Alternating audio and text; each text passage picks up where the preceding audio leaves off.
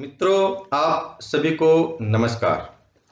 मेरे पुत्र भारत भूषण त्रिवेदी ने अपनी 10वीं बोर्ड की परीक्षा बहुत सफलतापूर्वक अच्छे मार्क्स से पास किए हैं, उत्तीर्ण हुए हैं।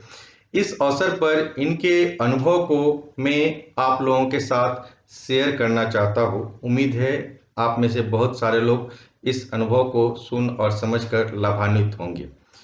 तो भारत भूषण त्रिवेदी जी, आपसे मेरा पहला प्रश्न है, आपने किस स्कूल से और कहाँ से अपनी पढ़ाई की है? मैंने नचिकेता स्कूलिंग सिस्टम राजकोट से अपनी पढ़ाई की है। आपके स्कूल एग्जामिनेशन का बोर्ड का नाम बताएं और आपने कितने पीआर हासिल किए हैं ये बताएं।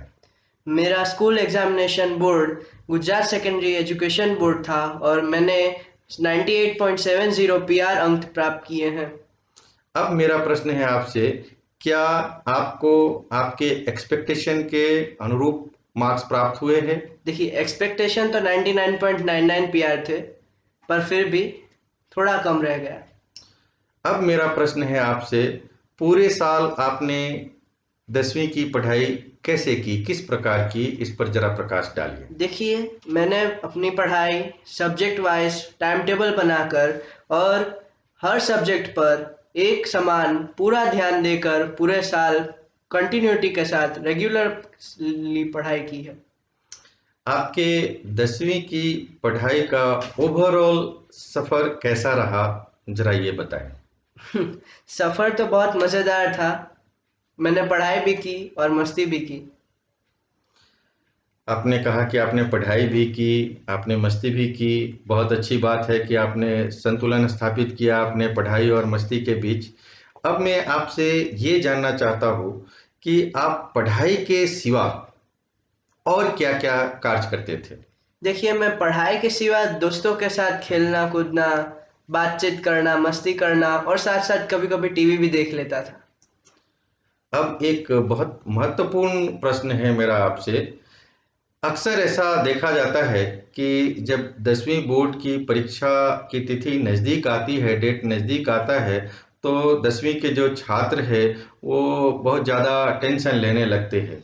तो क्या आप भी ये टेंशन की अवस्था से गुज़रे हैं? और अगर हाँ, तो फिर आपने अपने टेंशन को कैसे मैनेज किया है? ज़रा इस पर प्रकाश डालिए। सच कहूँ तो मुझे भी टेंशन होता था, लेकिन मैं उस टेंशन को भगाने के लिए वॉकिंग करने चला जाता था या फिर पेड़ पौधों के बीच बैठकर अपने मन को शांत कर लेता था। इससे मेरा मन हल्का हो जाता था। हाँ, एक बात और जो मैं बताना चाहता हूँ, बोर्ड एग्जाम के समय मेरे नाना नानी की मौजूदगी मेरे टेंशन को कम करने में बहुत मददगार साबित हुई। इसी से मुझे अनुभव हुआ कि घर में बड़े बुजुर्ग की मौजूदगी कितनी ज़रूरी है।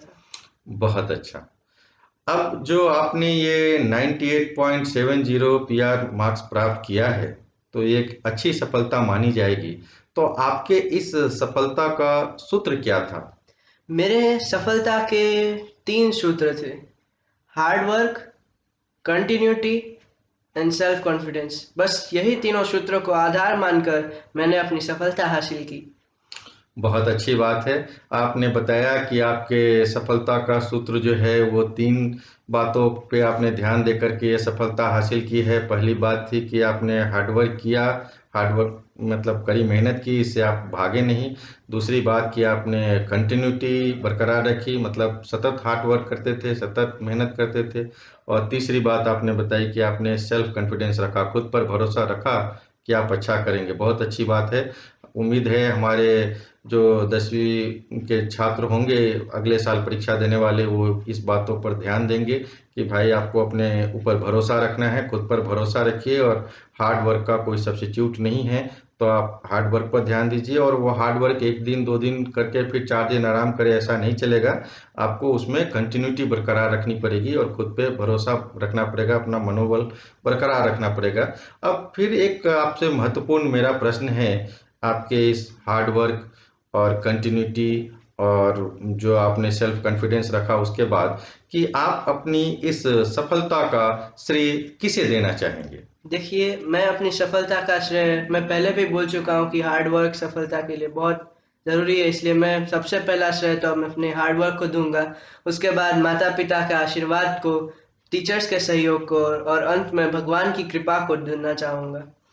अब मेरा आज के इस अनुभव शेयरिंग कार्यक्रम का आखिरी प्रश्न है आपसे, जो बहुत महत्वपूर्ण प्रश्न है और 10वीं के मित्रों के लिए भी, 10वीं के जो छात्र हैं अगले वर्ष 10वीं में जो बैठने वाले हैं उनके लिए भी बहुत महत्वपूर्ण सवाल है कि 10वीं के जो छात्र हैं उनको आप क्या संदेश या सलाह देना चाहेंगे?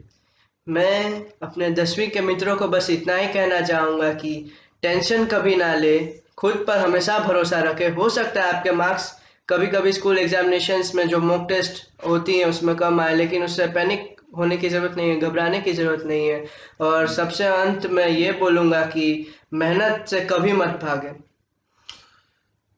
तो यही मेरा, जैसा मैंने आपको कहा, यही मेरा इनसे आखिरी प्रश्न था। इन्होंने अपने 10वीं के अगले साल जो 10वीं के परीक्षा में बैठेंगे ऐसे परीक्षार्थियों को इन्होंने ये सलाह दिया है, ये संदेश देने का प्रयास किया है कि मेहनत करने से कभी मत भागें और अनावश्यक टेंशन न लें, और अगर आप अपने ऊपर भरोसा रखेंगे और लगातार मेहनत करेंगे तो आपको ज़रूर सफलता मिलेगी।